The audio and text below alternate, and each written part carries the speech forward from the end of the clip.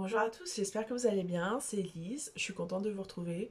Aujourd'hui, on va parler d'un livre que j'ai lu récemment qui est Lolita de Vladimir Nabokov. Je pense que tout le monde connaît cet ouvrage, donc ce n'est pas une surprise. J'ai absolument adoré Lolita de Nabokov et bien évidemment j'avais entendu parler de cette œuvre et c'est vrai que j'étais très anxieuse avant de lire, j'avais beaucoup d'appréhension parce que historiquement ce livre est vraiment très mal vu, il a été beaucoup censuré, beaucoup de personnes détestent ce livre, beaucoup de féministes notamment détestent ce livre et j'avais l'appréhension que c'était une glorification de l'hébéphilie, de la pédophilie. Et c'est vrai que voilà, c'était pas forcément quelque chose que je voulais lire, tout comme je veux pas lire certains ouvrages de Gabriel Matzneff, même pour rire. C'est pas du tout ce que je veux faire, enfin, c'est pas le genre de choses que je veux lire personnellement. Mais ce livre était toujours mentionné dans les listes des meilleurs romans de tous les temps. Et beaucoup de booktubeuses que j'apprécie, notamment Napolita, euh, mentionnent que ce livre est un de leurs préférés. Et donc, voilà, ça m'a intéressée, j'étais curieuse, ça a piqué ma curiosité, n'est-ce pas? Il y a quelques années, j'avais regardé le documentaire Lolita, mépris sur un fantasme, sur euh, Arte. Bon, c'était disponible sur YouTube, je ne sais pas si ça l'est encore, et je ne sais pas si c'est disponible sur le site d'Arte. Puis, il y a très peu de temps, j'ai vu les archives INA de l'émission Apostrophe où Nabokov il exprime avec véhémence l'innocence de Lolita. Donc, le présentateur parle de la perversité de Lolita contre Humbert Humbert et Nabokov s'insurge et il qualifie Lolita ou Dolores de petite écolière américaine. Il dit Lolita n'est pas une jeune fille perverse, c'est une pauvre enfant que l'on débauche et dont l'essence ne s'éveille jamais sous les caresses de l'immonde Monsieur Humbert. En dehors du regard maniaque de Monsieur Humbert, il n'y a pas de nymphette. Lolita est une fillette de 12 ans. Et donc là, je me suis dit, ok, lisons-le. Donc je suis allée dans ma bibliothèque, ma librairie indépendante et je l'ai acheté. Vraiment en écoutant ces mots, on pourrait croire que le message est clair, mais ce livre qui est sorti en 1955 et qui a été adopté au cinéma à plusieurs reprises, il a créé la subculture au Japon de Lolita, c'est une des grandes inspirations de Lana Del Rey, My Toxic Fave, n'est-ce pas? C'est un des ouvrages qui a été le plus mésinterprété, qui a été le plus bafoué dans la littérature.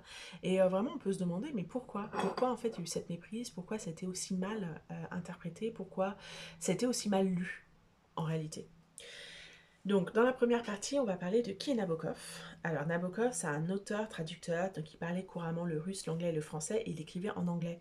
Ce qui est assez incroyable, enfin, moi je parle couramment anglais, et je pourrais jamais écrire un livre en anglais. Donc déjà en français, écrire un chef-d'œuvre dans sa langue maternelle, c'est pas donné à tout le monde. Mais écrire un chef-d'œuvre dans une langue étrangère, c'est vraiment encore plus. Donc, Nabokov, il était né dans une famille aristocrate russe à Saint-Pétersbourg. Son père et son grand-père avaient été ministres à différentes périodes. Et sa famille a fui la Russie en 1917 durant la révolution bolchevique. Ils se sont réfugiés en Angleterre où ils étaient dans une communauté russe et il a étudié d'abord, je crois, les oiseaux à l'université, puis il s'est dirigé vers la littérature française et russe avant de devenir professeur et de s'installer à Berlin, puis il est parti en 1940 aux États-Unis pour donner des cours. Donc il a écrit Lolita, euh, euh, durant ses vacances scolaires, alors qu'il faisait des road trips à travers les États-Unis. Donc, quand on parle des inspirations de cet ouvrage, bien sûr, les États-Unis, les routes des États-Unis. Dans ce livre-là, c'est vraiment l'Americana, c'est une lettre d'amour aux États-Unis. Et il y a eu cette autre affaire qui, je crois, s'est déroulée en 1953, peut-être un petit peu avant, de Florence Sally Horner, qui est connue sous le nom de Sally Horner, qui était une fillette de 10 ans, qui a été victime d'un kidnapping et d'agressions sexuelles multiples par son bourreau, qui avait 50 ans. En gros, la petite fille, elle a essayé de voler des trucs, et lui, il s'est fait passer, c'est un mécanicien, il s'est fait passer pour une personne du FBI, et il l'a kidnappé, et il lui a fait traverser plusieurs états, et il l'a agressé sexuellement, et voilà. Euh, Il y a beaucoup de similarités entre les deux histoires. Donc voilà, le voler la petite fille, l'inscrire dans une école catholique. Et surtout, ce qui était troublant pour moi, toute cette histoire est assez lugubre. Euh, mais la réaction de la maman, je pense que c'est un point intéressant quand on parle du livre Lolita. Quand sa fille a été retrouvée et qu'elle a connu l'histoire et que les médias se sont mêlés et ont essayé de montrer que sa fille avait participé, qu'elle n'était plus pure et qu'elle était un peu perverse, eh bien la maman dit peu importe ce que ma fille a fait, je peux la pardonner. La pardonner de quoi? C'est assez incroyable, donc c'est représentatif de cette période, mais c'est représentatif de la période actuelle aussi. C'est-à-dire que la, la culpabilité est mise sur la victime, une fillette qui avait 10 ans, de ne pas participer, de ne pas d'avoir cru au mensonge, d'avoir été agressée, d'avoir participé suite à une coercion à ce type d'acte. Et, euh, et je pense que ça, c'est quelque chose que l'on voit aussi dans le livre Lolita. Quand je lisais Lolita, je faisais plein de liens avec une lecture que j'ai fait dans le passé, Le consentement de Vanessa Springora, euh, car Nabokov montre la perspective d'Humbert Humbert et Vanessa montre la perspective de Dolores, de Lolita, de la victime. Dans le livre Lolita, le génie du livre, c'est vraiment que ça met en exergue la réception, le fait que les gens ferment les yeux et vont se mettre du côté de l'agresseur dès qu'ils vont l'écouter. Les gens ne sont pas en mesure de critiquer ce que l'agresseur leur dit, l'agresseur homme leur dit. Ils vont ignorer la voix de Dolores, qui est très claire dans le livre, qui est très claire dans le livre. Ils vont ignorer la voix de Dolores et vraiment croire Humbert Humbert. Et en fait, quand on voit la réception de Lolita, c'est vraiment transparent. Quand on voit ce qui s'est passé avec le consentement de Vanessa Springora, où on a quand même mis en doute sa parole, même après la publication du livre, alors qu'on a les preuves, on a des images télévisées où Gabriel Matzneff dit les choses qu'il a fait, il a écrit dans ses livres les choses qu'il a fait, c'est quelque chose que tout le monde savait. Et quand le livre est lu, c'était Vanessa Springora qui était l'aigrie. Okay. Je pense qu'on peut aussi faire le lien avec ce qui se passe en ce moment durant l'affaire Mazan, l'affaire des viols de l'affaire Pellico.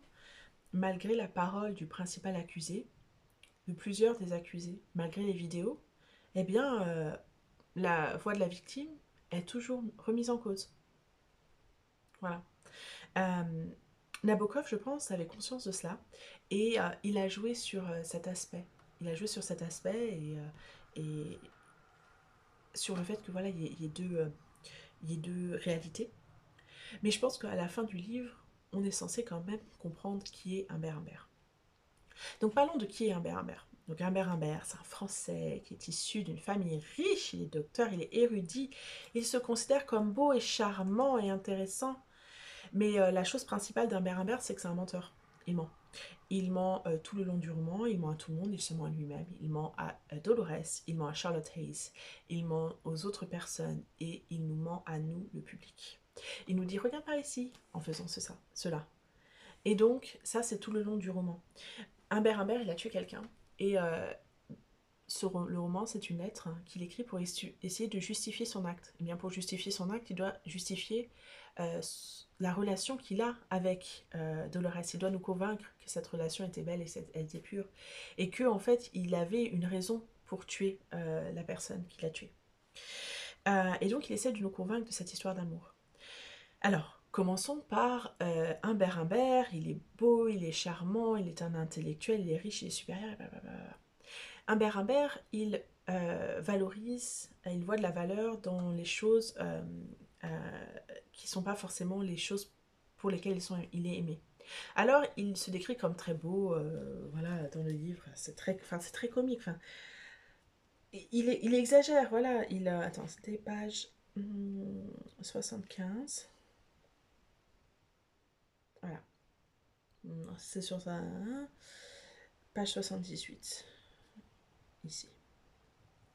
Non, c'est manière européenne. Attends. Voilà, donc on va parler de ces manières européennes. J'étais furieux, las et dépité, mais courtoisie européenne oblige, je dus me résigner à me laisser conduire jusqu'à Lone Street dans cette voiture de croque-mort. Ok, page 78.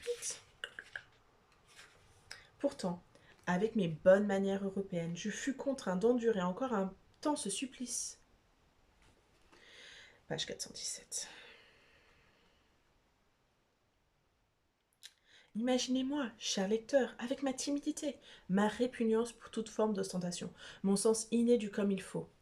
Imaginez-moi masquant la frénésie de mon chagrin derrière un rire doucereux et chevrotant, tout en contentant quelques prétextes futiles, à seule fin de pouvoir feuilleter le registre de l'hôtel. Enfin, il se voit d'une manière assez intéressante. Euh, Encore une fois, je dis, voilà, il se déclare comme beau, et souvent je vois que les gens décrivent Humbert comme beau, mais Humbert, la première chose qu'il faut retenir, et on va revenir dessus tout le temps, c'est qu'il ment. Il ment tout le temps. Je possède toutes les caractéristiques qui, selon les auteurs traitant des goûts sexuels des enfants, éveillent des réactions libidineuses chez une petite fille. La mâchoire bien dessinée, la voix grave et sonore, les mains musclées, les épaules larges. De plus, je ressemble, paraît-il, à un chanteur de charme ou à un acteur pour qui l'eau a le béguin.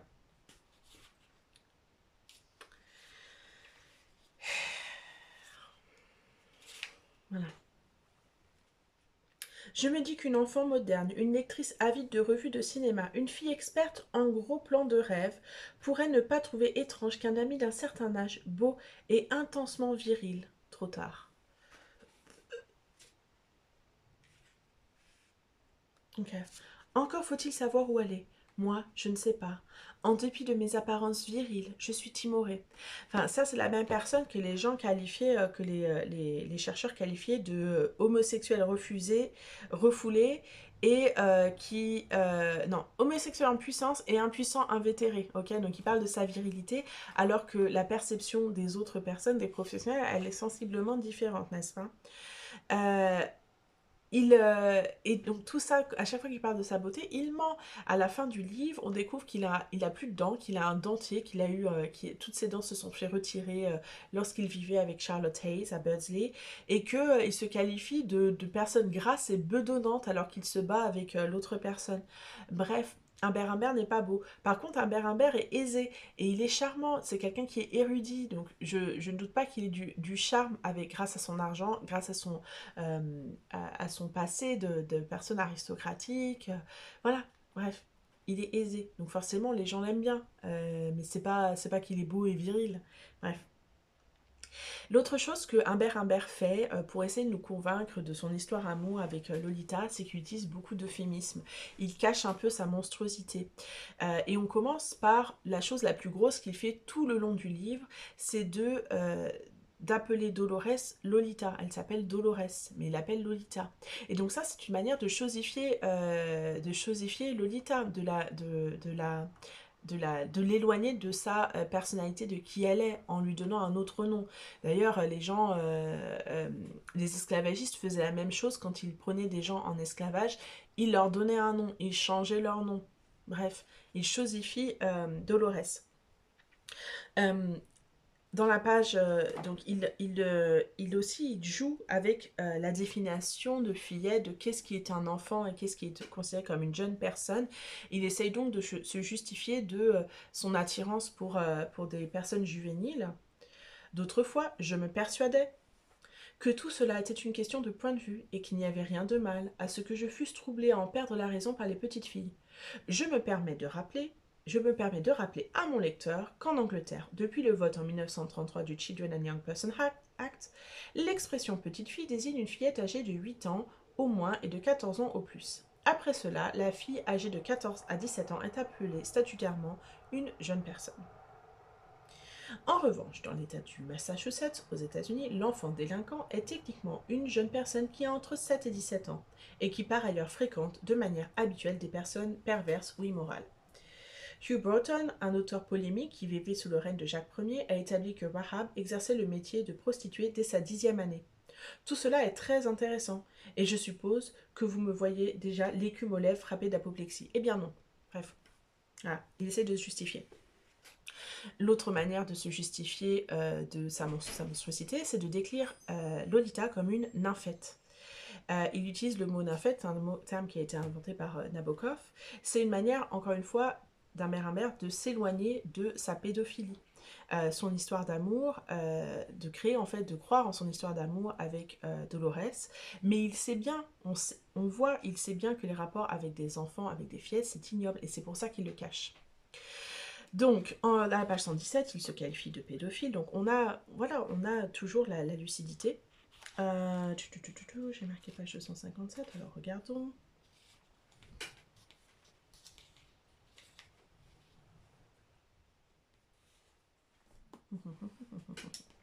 Je rajoute un autre ici. Donc, page 257. Le psychopathe, ce fut ce violeur de Charlie Holmes. Je suis le thérapeute. Donc Charlie Holmes, c'est un jeune garçon avec qui Lolita avait eu des rapports. Et donc, il démonise cette jeune personne qui a eu des rapports avec quelqu'un de plus ou moins son âge, alors que lui, il est un thérapeute. Lui, il est la personne qui aide. Page 279, il achète Lolita. Encore une fois, on ne peut pas parler d'histoire d'amour. Donc si je dresse l'inventaire de ces petits riens ensoleillés, c'est surtout pour prouver à mes juges que je fis tout ce qui était en mon pouvoir pour donner à ma Lolita du très bon temps. Page 410, il achète Lolita, ensuite il lui vole son argent. Donc, Humbert essaie de nous convaincre de cette histoire. Et on voit aussi les deux, on commence à voir dès le début du roman, en fait, la personnalité que Humbert essaie de présenter et la réalité. Donc j'en ai parlé un petit peu plus tard quand voilà, il se fait quitter par sa première femme, Valéria, qui parle voilà, de son éducation européenne, de sa poise européenne, etc.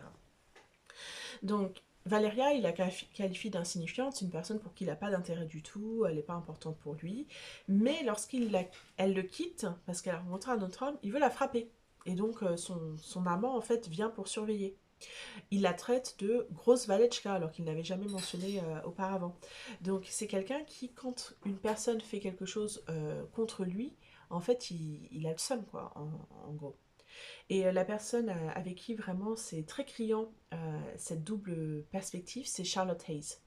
Donc Charlotte Hayes, voilà, il la qualifie comme faisant partie de la petite bourgeoisie, donc pour qui il a du mépris parce qu'ils essaient de copier les codes aristocratiques ou les codes traditionnels. Donc si vous avez lu La Distinction, je pense que le mépris de classe, vous connaissez. Donc la petite bourgeoisie, c'est vraiment une insulte pour lui, hein, parce que lui, il fait partie de l'aristocratie, de la haute bourgeoisie, n'est-ce pas?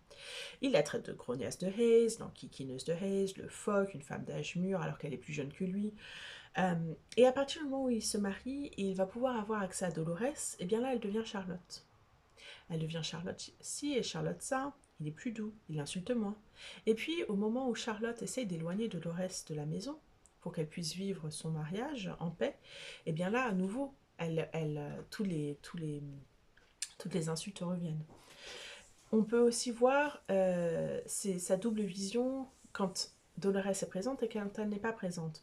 Quand il visite la maison de Charlotte Hayes pour la première fois, la maison est horrible, elle n'est pas du tout, c'est pas du tout possible pour lui, grand bourgeois. Mais à partir du moment où il voit Dolores, la maison est beaucoup plus agréable. Quand il fait le road trip aux États-Unis, tout est bien, tout est beau, tout est magnifique. Et puis, quand Dolores s'enfuit, eh bien là, tout est moche, tout est lugubre, tout est triste. Parlons de sa relation avec Lolita. Eh bien, là, moi, je m'identifiais beaucoup avec Lolita. Parce que moi, je voyais une enfant, en fait, tout le début du livre où Lolita cherche à passer du temps avec lui, où elle joue avec lui. Eh bien, je vois une enfant qui joue avec un adulte qui est nouveau dans sa vie. Et encore une fois, qu'une petite fille, elle ait un crush sur un adulte, c'est normal. C'est l'inverse qui n'est pas normal. Ok, qui parle de ses vêtements de garçon manqués. À un moment donné, Dolores vient le voir et lui dit voilà, tu devrais demander à maman pour qu'on aille à ce parc, etc. Mais ça, c'est une chose de la vie, ce n'est pas parce qu'elle le trouvait séduisant, c'est une chose en fait que les enfants font. Ils vont demander à la personne qui pour qui les parents ont un faible, de demander quelque chose pour l'obtenir. Combien d'enfants ont demandé à leur petit frère, leur petite sœur de quérir auprès de leurs parents tel ou tel objet, ou telle activité. ou demander aux enfants, en fait, bien vus par leurs parents, de faire telle ou telle activité, ou aux amis de la famille, ah, tu vas demander à maman pour qu'on ait des glaces, pour qu'on ait ci, pour qu'on ait ça, c'est quelque chose de normal, c'est pas flirter. À un moment donné, Lolita se met entre elle et entre lui et sa mère, et voilà, et pour lui c'est une invitation. Lolita en fait joue et met ses pieds sur lui, elle flirte avec lui. Donc c'est lui qui a une interprétation perverse d'actes innocents d'un enfant. Euh, on voit que il est conscient, enfin, il achète Lolita, il achète Lolita, mais c'est elle qui le tourmente. Bref, c'est assez... ça arrive beaucoup. Donc, page 312, où il se justifie d'acheter Lolita. Voilà. C'est c'est avec un certain dégoût que je me vois maintenant contraint d'évoquer une chute brutale de la conscience morale de Lolita. Bien qu'elle n'eût jamais pris une part bien active aux ardeurs qu'elle suscitait, jamais non plus elle n'avait placé le goût du lucre au premier plan. Mais j'étais faible, j'étais peu sage, ma nymphette d'écolière me tenait captif. Au fur et à mesure que l'élément humain diminuait, la passion, la tendresse et la torture ne faisaient que s'accroître, et elle en profita. Encore une fois, il dit qu'il l'achète, et que bien sûr elle n'a jamais été intéressée par ce que lui faisait, mais que quand même demander de l'argent, comment peut-elle oser? Le mec est dingue, le mec est fou, le mec est fou. Et donc après on peut parler de la perspective de Lolita. Elle parle de vieux dégoûtant, le mot juste est inceste. Elle dit arrêtons, à un moment donné il lui fait quelque chose, il lui promet quelque chose qu'il ne va pas le faire, elle le fait, elle pleure. Et il dit une phrase terrible. Elle n'avait, voyez-vous, absolument nulle part où aller. Et là est le point de Lolita. Lolita ne flirte pas avec lui. Elle n'a nulle part d'autre où aller. Elle est une jeune enfant et elle n'a aucune famille. Elle n'a rien. Bref. Page 253. Elle consentit à me prêter ses membres bruns l'espace de quelques secondes.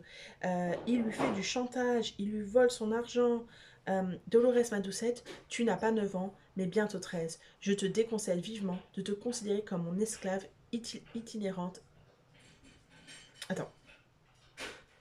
Tu n'as pas 9 ans, mais bientôt 13 ans, et je te déconseille vivement de te considérer comme mon esclave itinérante, et je déplore l'affreux calembour auquel se prête la loi Mann. Revanche que, prenant les dieux de la sémantique contre les Philistins montés, je suis ton père et je parle la même langue que toi et je t'aime. Enfin, elle se considère comme une esclave. Voilà, il appelle ma frigide princesse. Je me souviens que l'opération était terminée, bien terminée, et qu'elle pleurait dans mes bras. Page 282, sous une avalanche de vociférations, cause toujours, salty, pas d'ordre à recevoir de toi, je te méprise. Dolores n'a jamais tenté Humbert Humbert. Elle le méprise, elle le déteste. Euh, Elle essaye à un moment donné même de faire quelque chose, un geste d'apaisement. Elle essaye de troquer sa liberté contre son ami. Donc elle essaye de laisser son ami avec son père adoptif pour qu'il lui lâche les baskets, pour qu'il puisse mettre son attention sur elle. Donc tout le long du roman, Nabokov il plante des petites graines qui s'accumulent en fait pour montrer que Dolores et Humbert ils vivent des réalités différentes. Donc c'est la même expérience mais de deux manières différentes. Et je pense que là on peut faire le lien avec la série Kevin Can Have Himself qui illustre vraiment ce propos avec les deux réalités. Donc il y a la vision du mari et de ses comparses qui voit la réalité sous une forme de sitcom. Et de l'autre côté, dans Kevin Can Have Himself, eh bien, il y a la femme qui vit l'abus de son mari et qui, elle, le voit comme une série dramatique. Et Humbert, il a vraiment ce masque où, ouais, tout est beau, je suis amoureux de Lolita, elle est amoureuse de moi, on a cette relation, etc. Et de l'autre côté de Lolita, qui n'est pas le but du livre, c'est pas la même réalité. Moi, tout le long du roman, je n'ai vu que la violence de Humbert, qui était caché sous son charme superficiel, ses airs doucereux et mielleux. Ben, le masque, il tombe très souvent. Et dès que sa chose ou son esclave n'est plus accessible, dès que quelqu'un se met en barrière pour son accès à Dolores, et bien là, la violence et la mocheté, la monstruosité d'Humbert ressort immédiatement. Maintenant, vraiment, après l'avoir lu, enfin avant l'avoir lu, je me disais voilà, c'est avec la glorification de la pédophilie, euh, voilà, l'auteur va glamouriser Humbert et va parler d'une histoire d'amour, mais je pense pas du tout que ce soit ce que Nabokov a pu faire. On le sait parce qu'il l'a dit, et vraiment en le lisant, moi je voyais que la monstruosité d'Humbert et le fait qu'il se mentait à lui-même et qu'il vivait, qu'il vivait dans une délusion, quoi. Euh, et donc, pourquoi est-ce que ça a été si mal interprété? Ben, je pense que c'est vraiment très simple, hein. C'est parce que les gens croient les hommes quand ils disent des choses, et même quand les gens mentent, mais les gens croient les hommes. Et plus que croire les hommes, c'est aussi les gens ne croient pas les femmes. Et encore une fois, on le voit avec l'affaire Maison, où la personne a dit j'ai fait ça. Dominique Pellicot a dit j'ai fait ça, mais les gens sont est-ce qu'il a vraiment fait ça? On ne sait pas. On ne sait pas quand même. Et, euh, et Lolita, c'est vraiment ça. Il te le dit, Humbert. Il te dit que Lolita, elle participe pas. Il te dit qu'elle pleurait. Elle te dit qu'il faisait de l'inceste. Elle le dit, mais lui, il est là. Ouais, non, on passe. Donc en conclusion, on peut dire que l'ouvrage euh, Lolita et puis son interprétation, ça nous dit quelque chose de la société. Ça nous dit aussi quelque chose de la compréhension de l'écriture, de la littérature, de la parole des hommes face à la période des femmes, sur la responsabilisation des femmes pour les actes des hommes, même lorsque ce sont des enfants, même lorsqu'elles sont droguées. Mais face à la violence des hommes, eh bien, on met toujours en doute la parole des femmes. Et bon, il y a tellement d'exemples dans la littérature, dans les affaires criminelles aujourd'hui. Et aussi, ce qui est inquiétant, c'est bah, que les gens étaient pas en mesure de comprendre les sous-textes. Ça, c'est vraiment effrayant. Bref, moi je me demande vraiment si Nabokov, avant d'écrire, en fait, il savait que ça allait être interprété ou si c'était vraiment clair pour lui. Parce que, en fonction de voilà, en réponse à, sa- à la vidéo de Lina, enfin, moi j'ai l'impression que pour lui c'était très clair. Mais en fait, les gens autour, ils comprenaient pas. Bref. Je pense aussi à la mésinterprétation au niveau des adaptations de Lolita.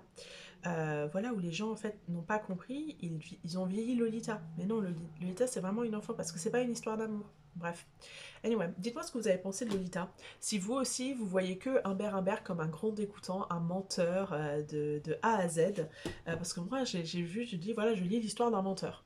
Voilà. C'est ce que je me suis dit quand j'ai lu le livre. Mais c'est vraiment, la plume est exceptionnelle. Le brio avec lequel en fait Nabokov a laissé toutes ces graines qui s'accumulent en fait tout le long du livre. Enfin, c'est absolument génial. Vraiment un livre à lire, mais voilà, il faut peut-être se préparer avant de lire ce livre. Donc dites-moi ce que vous avez pensé en commentaire. N'hésitez pas à aimer et à vous abonner. Et je vous souhaite une bonne journée.